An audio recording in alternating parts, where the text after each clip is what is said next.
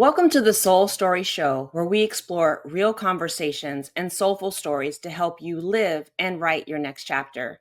I'm your host, Brooke-Sidney Harbour, and today's guest is a radiant force in the world of self-love, healing, authenticity, and liberation.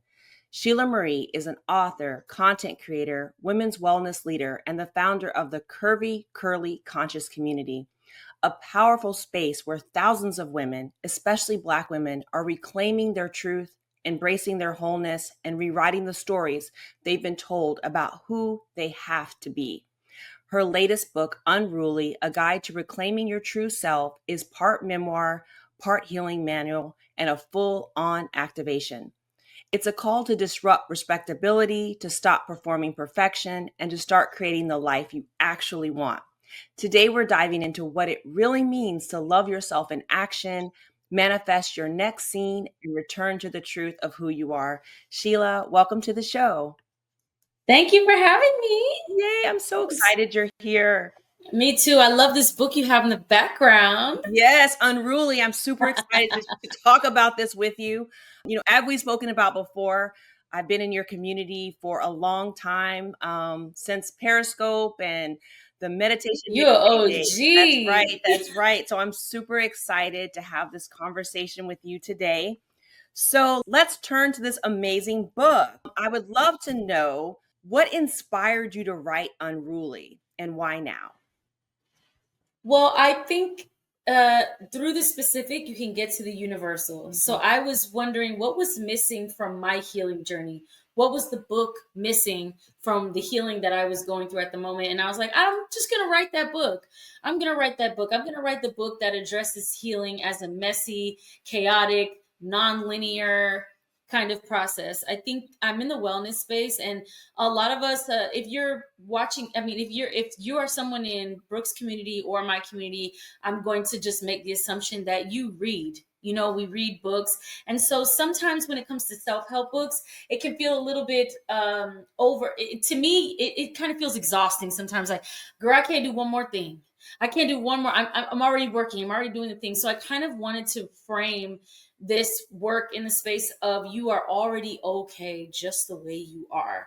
It sounds cliche, but honestly, so many of us do not really believe that. That's right. We really believe that we need to do this thing and be super ambitious, and we're overachieving at the same time, have imposter syndrome. And some of us need to just be reminded that the thing you might need on your healing journey right now is to just be reminded that your experience in totality is okay. And that's really where Unruly comes from. I love that. Well, I think you gave us a glimpse into what the Unruly retreat is like. I think you wrote about it being a retreat on the page. Talk to me a little bit about how you structured the book, because there's meditations, there's journaling exercises, there's so much in there. I'm a little chaotic, so I didn't really want to choose. I kind of wanted it was like part memoir, part retreat on the page, part self-help. Right. And so I just merged them all together because why do I have to choose? And when I thought about the goodness of my retreats, the magic of my retreats is that kind of beautiful magic chaos. It is the beauty. My retreats are beautiful because women can come there and we can have a shot together. We can twerk, we can dance together, but then we can also meditate together. We can also do yoga together. Sometimes there might be a crying moment. We can hug. And that's the beauty of the human experience. And so I just really didn't want to put myself in a box. I said, as true to the retreats as I can be in the book, I want it to be. I love that. You talk a lot about shedding perfection in the book. What did that look like in your real life? Like, where did you stop performing and start reclaiming to talk about unruliness and telling your own truth? Well, I think for me, as somebody who's in the spiritual, I'm a spiritual being and I have to have spiritual integrity. So part of my integrity is I cannot lie to my audience. I cannot push image or a message that I'm not living or that isn't true. And I don't think healing ever ends. To me, there's no, I did it and I'm done. So when it comes to me and my perfectionism, it's a work in progress. It's a work in progress. So I think that I'm working through it, and it's almost like an onion. You peel a layer and then there's another layer and you just keep going. And I don't think of healing as, well, let me say this. I'm at my best when I don't think of healing as a final destination, somewhere that I'm trying to get to be healed. it is a part of my life's journey. And I'm grateful that I get to do that. I love that. So, this book, part healing manual, part activation, but also such beautifully told storytelling. Thank There's you. so much vulnerability and courage that's required to be a writer. And as you're sharing your message, you're really helping us heal. There's so many powerful stories in this book, but we have to talk about the one that you shared as a middle school student eating your lunch in the bathroom, which you admit was both disgusting and a safe place for Yeah. you. Can you share what that story symbolized and how it resurfaced during your writing process? Listen, if you asked me to eat anything in a bathroom now, I would be like, no, I would definitely not be down for that. But out of an abundance of care and compassion for 13-year-old, 12-year-old Right. Shelah at the time, I'm just going to say she was coping. She was doing the best that she could. So I was born as the only, well, I wasn't born, but I was raised as the only Black person in my household. And so I have a white Cuban mother and an African American father. And when they divorced, my other sister, who looks just like me, went with my dad. And so here I was just in this household. And then my mom remarried a white man and had my sister who has blonde hair, blue eyes. Love her. No, she has brown hair now, though. But when she was born, she had blonde hair. Love her down. And when I was there, like, okay, this is strange. And so race was always a very tricky thing for me. And I loved performance from a very young age. And it was very early that I made the link of like, oh, we perform everything. We perform our identities. We perform our gender. You perform your standing as a so whatever it is. You perform being intelligent. You perform whatever your identity is. There's a performance attached to that. And so I was at the time didn't have language for what I was doing, but I was really trying to navigate this racial performance and the ways in which I did fit in and didn't fit in. And so the pinnacle of that performance, I would say, if you could allude it to the stage, the time when you're on stage and the spotlight is lunchtime. Okay. When you're in middle So true. school, come on now. Lunch is That's when so everybody, true. that's when you show up, right? You show off your fit. You talk to your friends. You find your little clique. Your Like, who are you going table, to sit all with? about your table, where you were sitting, who you were sitting with. Yep. And I was confused about the table. I didn't know. I was like, okay. So to avoid it all, I had so much social anxiety at the time. I didn't want to deal with that. I felt like I was, it was like a movie, a teen movie, when you walk in the lunchroom and everybody's like turning this way, like, who's that? Like, ew, where are you sitting? I mean, it may not have been happening like that, but that's the way that I internalized it. I And love it. so to just avoid all of that, I just took a fast track to like, well, I'll just eat lunch in the bathroom. I'll just hide because I can just stay here. I cannot believe that was the decision I made, but that should give you an indication of how much social anxiety I was experiencing at the time and how much I was just trying to escape being seen. Right. And that was how I dealt with it. I think we all can relate to that story. That's the great thing about this book is that it's so relatable. I mean, we all have our own middle school angst and fear of fitting Right. in, and I know, like, maybe being called names, all of those things. We all have We our all own. have our own. Now, what's really interesting is that you shared it came up for you in your writing process. This version of you kind of peeked her head while you were writing. Can you talk about that She for all sure the writers did. out there? And this is why healing should not be considered a linear process, because a version of you that you might have thought you healed can come 20 years down the line and peep her head up. And so when I was writing my book, I submitted my first draft and I was already second guessing, oh, I'm putting too much of myself in the book. This is the book for women. I want this book to be for my audience and I don't want it to be about me. I want it to center my audience and not myself. So I basically took so much of myself, all the personal Mm. narrative out, turned it in to my publisher and they were like, girl, what is this? Where are you? Where are you? And I felt, oh my goodness, as soon as they said that, I flashed back to that little girl that was eating in the bathroom, because what she didn't have at the time, in maybe what she didn't fit in, the ways in which she didn't fit in, she did fit in academically. Right. So everything I was missing socially, I was making up for it academically. And so a part of my identity at the time was I'm smart. That's something I can be good at. I didn't know if I could be good at a lot of things, but I knew I knew it was very clear. I could study and then I could do good on a test. I do a project, I get an A. It was like I was borrowing self-confidence, right, from my school. Like I was like using these A's and these grades to give me confidence, to prop me up in a way that I wasn't getting in other areas. And so when I turned this manuscript in, it was that same girl who popped up. I'm not good. Am I not smart? Am I not okay? And that kind of insecurity popped its head. And I was like, oh, all right. Okay, I see you, honey. I see you. You're popping up. Maybe we need to do some caretaking. Maybe there's some needs that need to be addressed here. But I thought it was really ironic that I'm writing a book about healing these things, and here she comes right up in the process. And isn't that life? It's true. That's seriously, that's why she surfaced. She surfaced to like help all of us. And it's always funny. You're absolutely right, because then I had to rewrite the book and it became the book you read. That's right. And it's like whatever we are sharing with others, whatever we're, helping others with, we always are called to go deeper for some reason. It's so interesting how that works.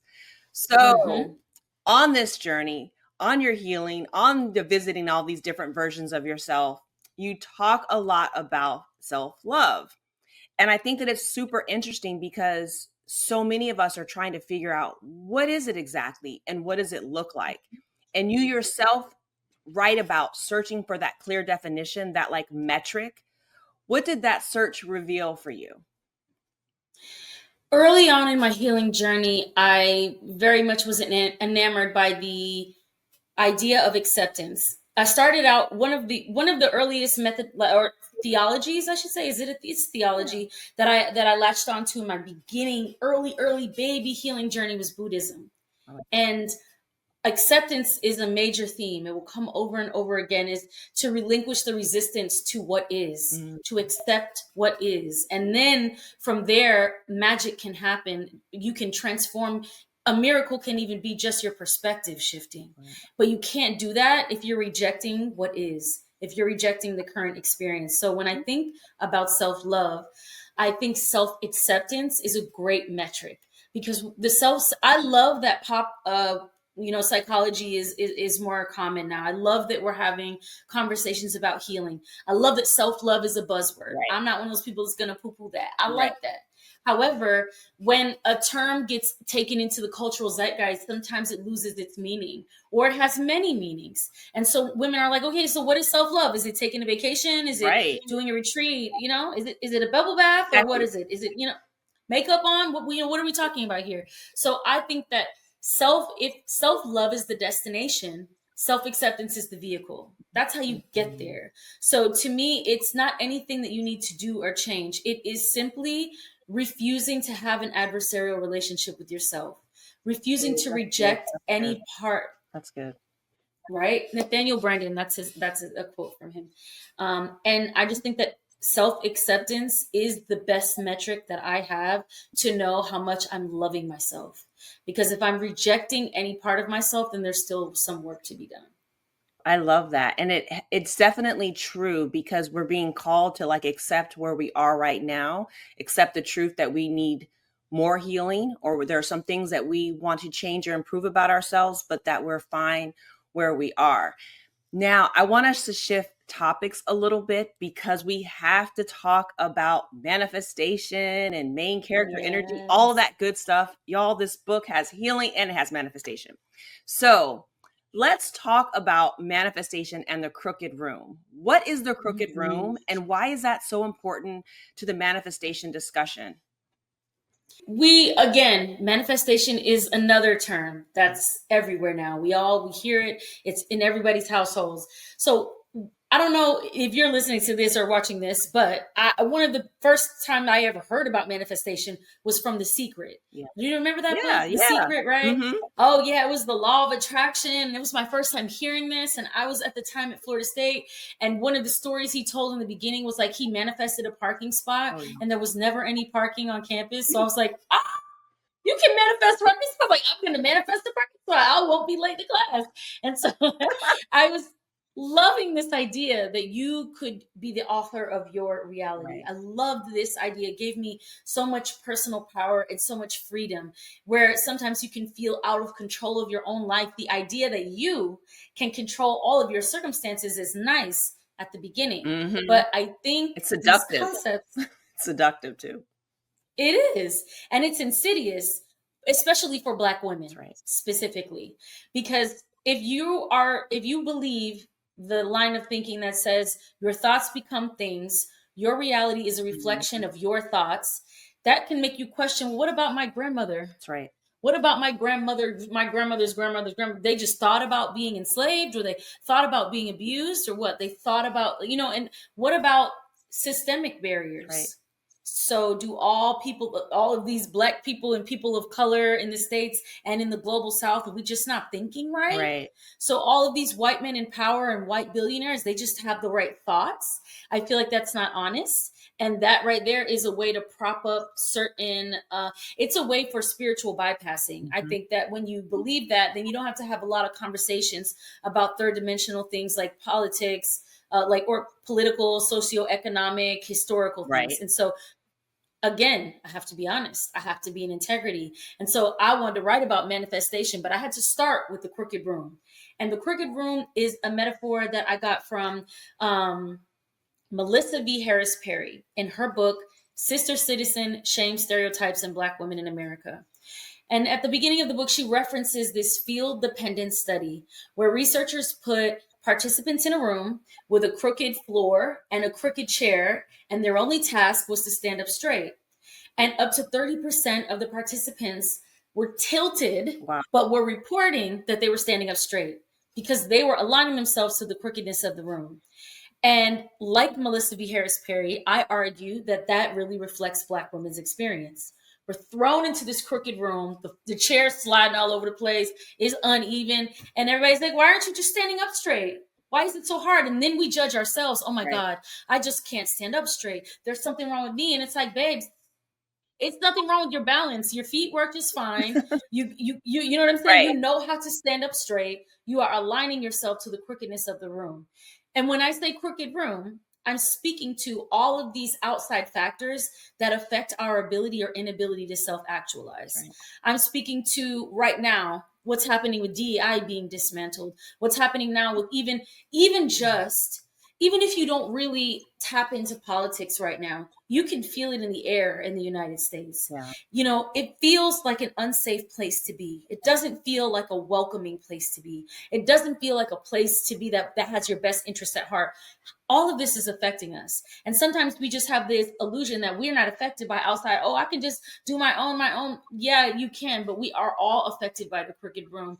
And again, in order to change something, you have to first accept it and acknowledge it. Right. So if you want to start manifesting, if you want to start changing your reality, it's really important. Again, I love the term spiritual bypassing because I'm in the wellness community where people can talk about aliens and people can talk about being reincarnated. Your cat is reincarnated from your grandmama. But then when you bring up racism, all of a sudden it's glitch. Right. Oh, I don't understand.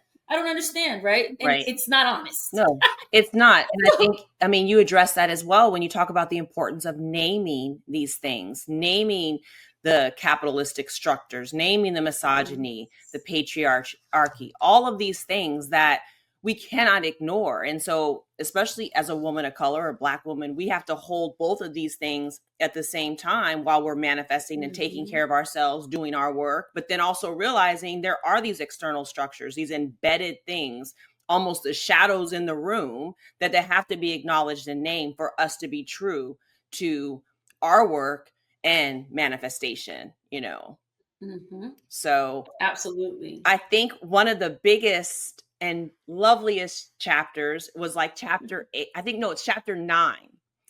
And the chapter is What's Your Next Scene? Serious Daydreaming. Because we have to talk about this. We have to talk about this for all the single ladies.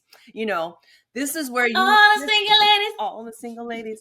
So this is where you awake to a beautiful day, lying next to your husband. Y'all, this is a vision she's having. You're lying next to your husband in the life that you're dreaming of. All the details were there. You were a writer, he an event producer, which you're currently doing, and he was a creative of some type. fit athletic body, both self-employed, running your own time, and woo, now you are here. Can you help all the women and even the men that are listening, right, that are trying to manifest whatever they want in their life, be it love or money? Can you talk about this sister self serious daydreaming exercise? Yes, I am in love with serious daydreaming. So, serious daydreaming is a form of meditation and creative visualization that I created inspired by quantum jumping. So, before I explain quantum jumping, let me just say this. We live in a universe that has billions of galaxies, not stars, not planets, but billions of galaxies. And we live in one galaxy on Right. one of the smaller planets in the galaxy. So, there, this idea that there's only one reality, one experience is not actually factually proven. We don't know that. So quantum jumping is based on the idea that there is unlimited universes and unlimited parallel yous. So uh, out there in the ethers, there's a you who's a best-selling author, there's a you who's an actor. Anything that you can think of, if you can conceptualize it, it exists somewhere. Right. That's the argument. Right. And so the argument is, so with serious daydreaming, it's just about meeting your sister self, meeting that version of you who has whatever it is you feel like you don't have, so you can attune to her vibration and then magnetize that reality here. Right. At the time I started practicing this, I was, girl, I was doing terrible at relationships. Like, it was just, I was already starting to say, you know what?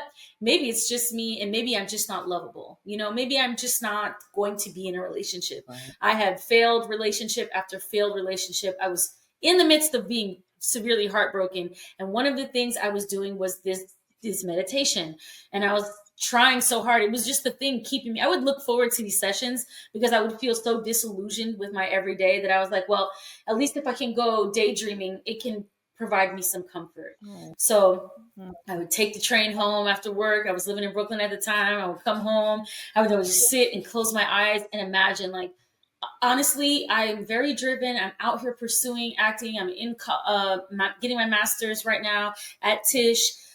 But really, really, really, what I want is to be loved. I want to be in partnership. I want somebody to wake up next to me. So I would go in the meditation and wake up in my sister self, who's married, happily married, with a healthy marriage and a loving husband. That was what I wanted. And so when I did that, I journaled. I would take notes. Very important when you do serious daydreaming to journal, Oh. because sometimes we forget the things that we saw that actually came to pass. And it's really nice to be reminded of your own intuition and insight. And so I wrote down, all right, I in my sister self, in my daydream, it's a meditation, but I call it serious daydreaming because it is kind of daydreaming with a purpose. And so this is very important to do breathing techniques. Don't just try to go into this cold, because your logical brain might stunt your process and you really, oh, that's not true, that can't happen, oh, I'm just imagining all of that. Great, we love logical brain. This is not her time. Right. All right. So I went in there. I woke up. I was in this like white, brightly lit, sunny room. I had this man next to me. I was like, okay, he's very athletic, but he's not an athlete. I could tell that his job wasn't being an athlete, but he could. But he was creative. I don't know. I just knew these things. I was intuiting all of this, and I was making food, so I didn't get up with an alarm, and I didn't have to rush off somewhere. All right, I work for myself, and I was just getting all of this information, and I was writing it down.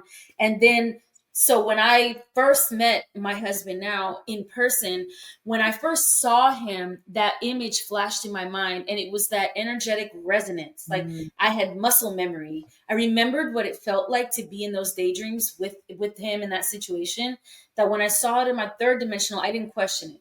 I was like, that's it. That's the match right there. It's like if you're on a piano and you play a key over here, a guitar, pick it up over there. It was like, this is it. And so it's really, serious daydreaming is great for you to get clear on exactly what you want in your life and prepare the pathway. Sometimes we have to make it real in spirit first. That's right. Before it's real in the third dimensional. But we have to take that leap, because sometimes what is in store for us might be greater than what we could, imagine for ourselves. So we got to go in there, have some fun. It's very fun. It's very playful. That too is a part of it. I think sometimes when it comes to Black women, we're very conditioned to work. Right. We're very conditioned to do things, and journaling and all of those. We're good. We're just good workers. We're good worker bees. But when it comes to the joy and the play, sometimes there's a little bit of friction there. It's harder to access. So serious daydreaming is a great way for you to use joy, for you to use playfulness to magnetize the life that you desire.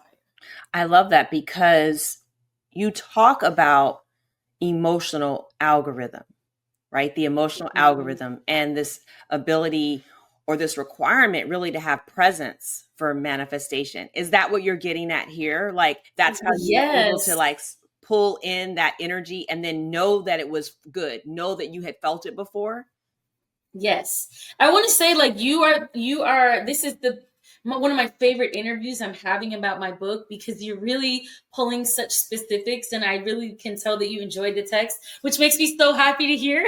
You have no idea. So thank you so much for just being so invested in the text. It's really beautiful. I love But yes, Yeah, I we love it. all familiar. Go ahead. No, I said I Sorry. love it, and I really want the readers, um, whether you are just listening to this interview or whether you actually get the book, go get the book, and I would even say get the audio book, so you can Yay. hear Recorded everything. by me. Yes, you can hear her voice and hear all the good works that are discussed in the book. So there's no excuse, I feel like, but it's really important for us to be able to have text like yours that I think makes things like manifestation, things like shadow work more accessible to people that I feel like, especially people of color, Black people, where they hear these terms and they've already in their minds made up what they mean, and they may not mean that at all. And so I think even, maybe talk to us a little bit about how your acting career has really, I feel like, shaped some of the things that we call shadow work, but it's really just Mhm. dealing with the different versions of ourselves. Absolutely. Before I do that, I do just want to explain what I mean by emotional Oh, yeah, algorithm. yes, yes. Yeah. That's okay. I'm like, we got to put that in there. We're all familiar with algorithms now because of social media. So, and they're getting more and more intelligent by the day. So if you are into gardening and you look up on one video on TikTok about gardening, all of a sudden, your Google ad's going to have gardening, and your Gmail will be an ad for gardening, and you'll start to Right. see it everywhere. And that's what I mean by an emotional algorithm. And so I put in the book a method for finding and training yourself with your own emotional algorithm. So if you want more money, I want to make this much amount of money. Okay, why? Well, because when you ask somebody, like, the why always leads them to the end of it is something they want to feel. There's some emotional experience that's tied to these particular goals and things that we want. And so I say, okay, let's reverse engineer then. We don't need to worry about the goal. Let's worry about the feelings, the emotions that you want to experience at the end of it. So is it freedom? Let's say I just want freedom. I don't want to worry about money. Okay, you want to feel freedom. I want to feel more joy, right? Let's just select three: freedom, joy, and peace. If these are things, these are this is your emotional algorithm. These are the three emotions that you'd love to have experience as a top priority for yourself. And then, so you would train yourself to experience joy, to experience peace, to experience freedom right now, Now. before anything changes, so that not only will you magnetize scenarios that will match up to that, but that you will have what you want regardless. That you, regardless of what's going on outside, you still know how to adjust your algorithm to get your own needs met. And that gives you a lot of personal power. And you also be the type of girl nobody can play with you, Right. because you can take care of your own algorithm, so no one can. It's harder for you to be manipulated. It's harder for you to end up in scenarios that don't serve you. So yes, just want to say that about emotional algorithm. No, that is so good. And I'm glad that we drilled down deeper into it, because I think that is so important as we're all going through these different like healing phases and manifestation phases, and we're taking these words on for our own. And when you were saying that, it started making me think about the whole idea around main character energy, right? Because once you're able to own your own emotional algorithm, then that is truly you living in your main character energy. It's just not just some term on TikTok because, we're just having fun on TikTok. No, it's about owning your energy and owning your emotions. I mean, what do you think? Yes. I mean, I think you're absolutely right. And when you're the main character in your own story, you don't need to try to eclipse other people's Right. stories. You're all pushing yourself as the main character in this person's story and pushing yourself. Why? Because you're missing your own spotlight, babes. So Right. the more we can sit in our own story, the more we can be the main character in our own story, which means taking full accountability for yourself and responsibility for your life and moving forward in a way that serves your highest good. That's right. You find that you don't need to. It's almost like a way of it's like you're body doubling. You know, you're using other people to, all right, if my children are successful, then I'll get the feeling of success. Or if they're happy, I'm happy, which is great. We love that. But at the end of the day, you got to be the main character of your own story, period. I love that.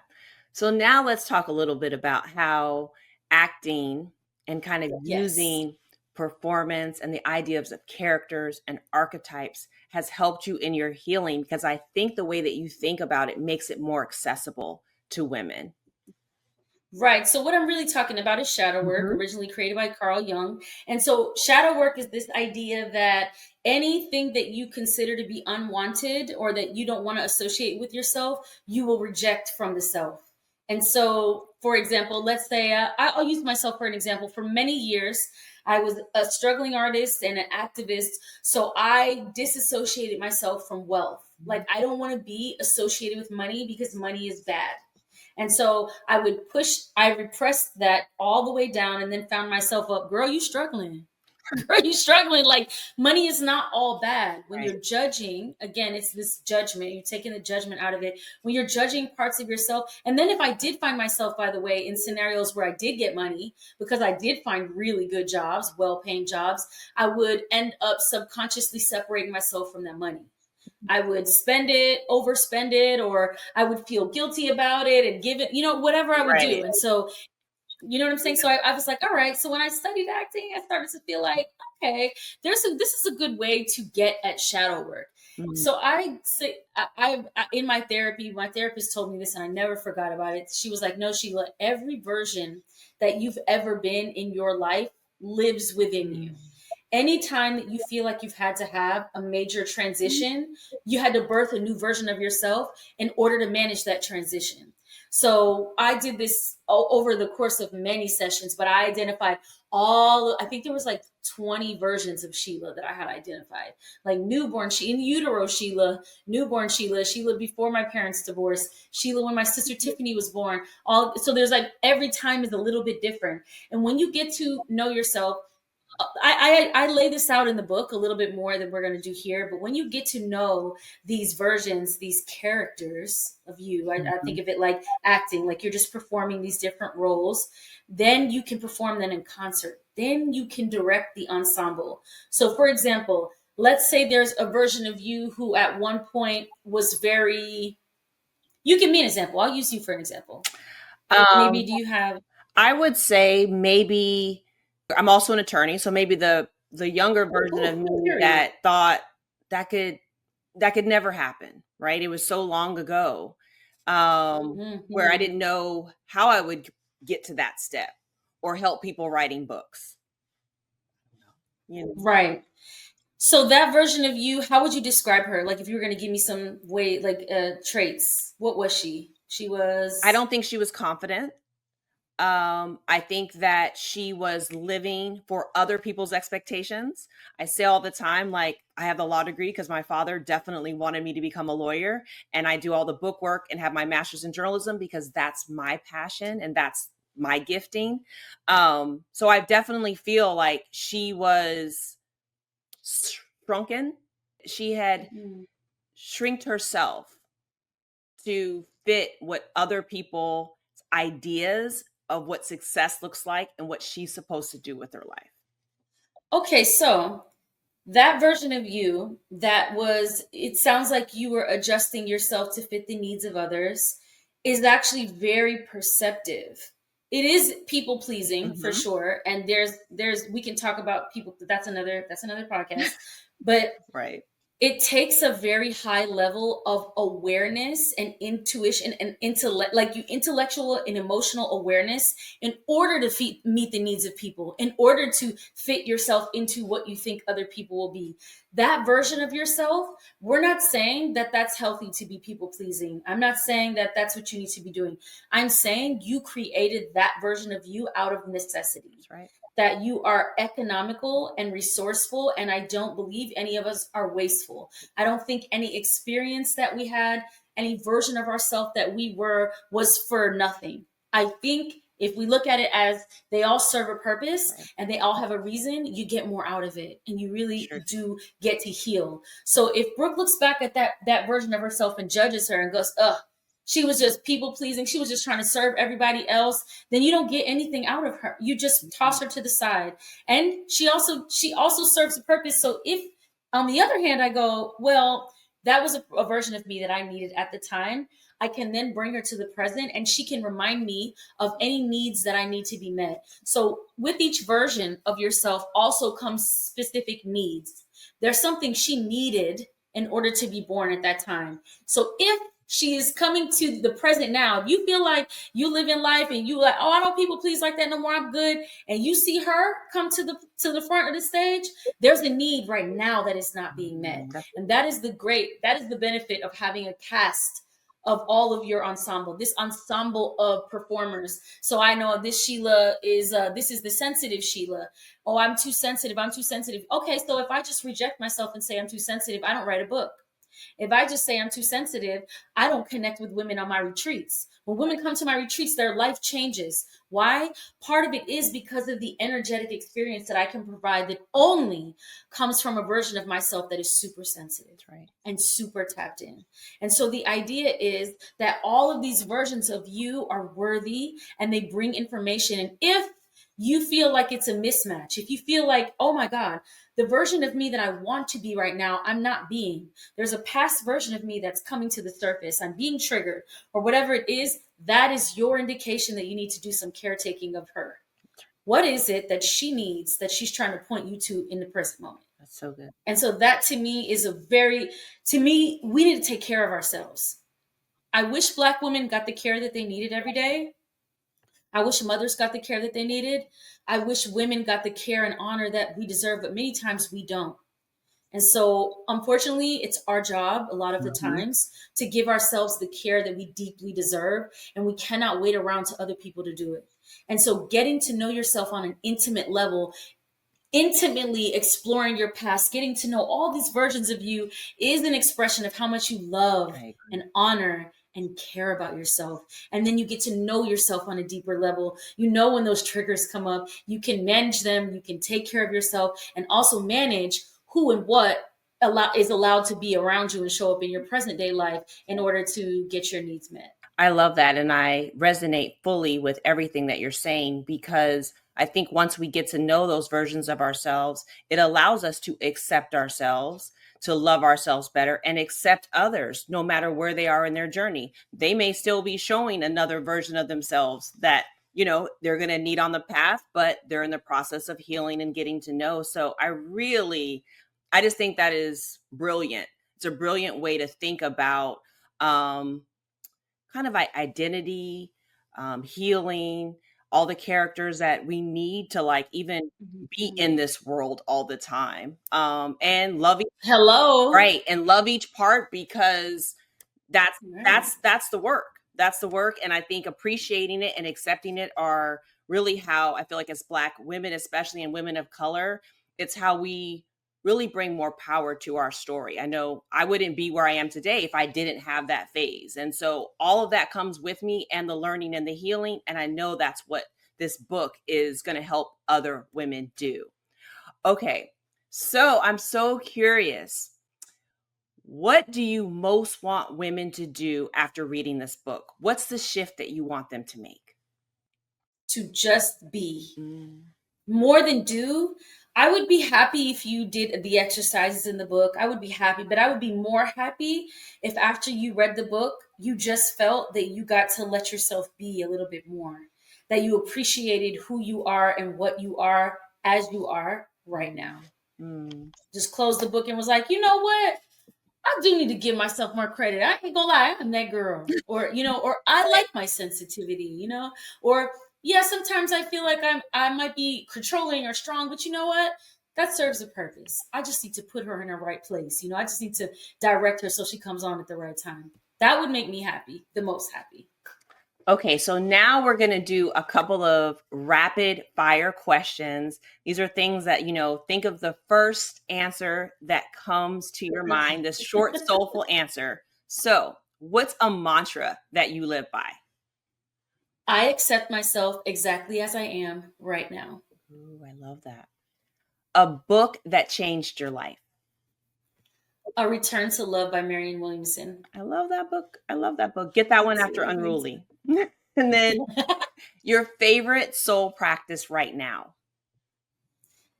Grounding in nature, like going out barefoot, talking to trees, looking at the sun.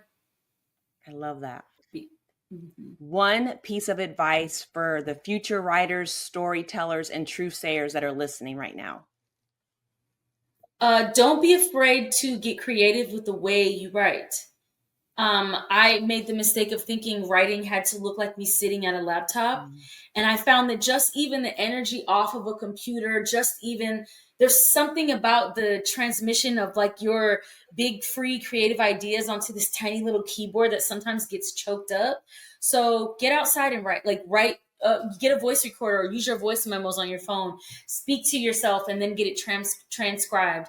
Have a conversation with a friend, record it, get it transcribed. Be creative with the way that you're messaging. Think outside the box in a way that resonates with you, but you do not have to just write by sitting at a computer and typing. That's so true. I tell a lot of my clients that use the voice memo on your phone, just get it out, right? Last rapid fire. What's your next chapter? Oh my God, that's a good question. Rapid fire. Joy. My next chapter is joy, joy, joy. Joy, joy. My therapist made the distinction like happiness is kind of short-lived. Like, ooh, I'm happy because I got a job, like dopamine hits. Right. But joy is more long-term. It's like it's not as loud. It's not as exciting. It's just like a calm. I'm good where I am. I'm appreciating this experience. That's my next chapter. I love it. It's like a sustained vibration. So yes. The final soul story question. If Unruly were a love letter from your soul to a younger version of you, what age would she be and what would you say to her?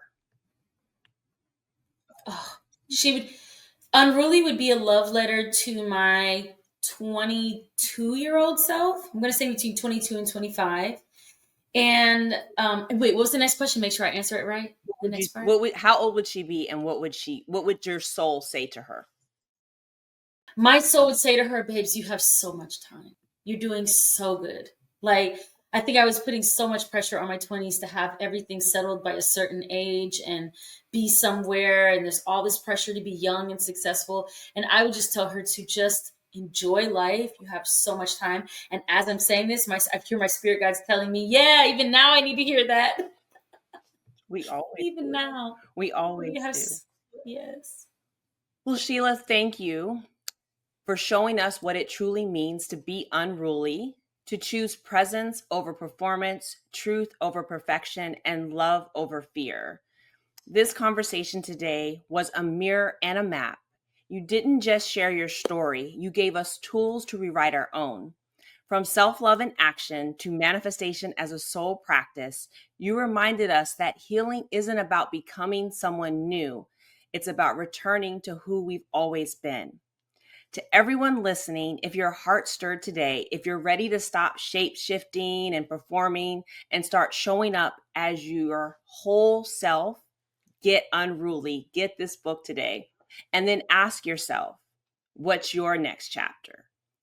To connect with Shelah, visit ShelahMarie.com and follow her at The Shelah Marie on Instagram. And if you're ready to write your own soul story, head to Brooke-Sidneybooks.com and apply for a book chat.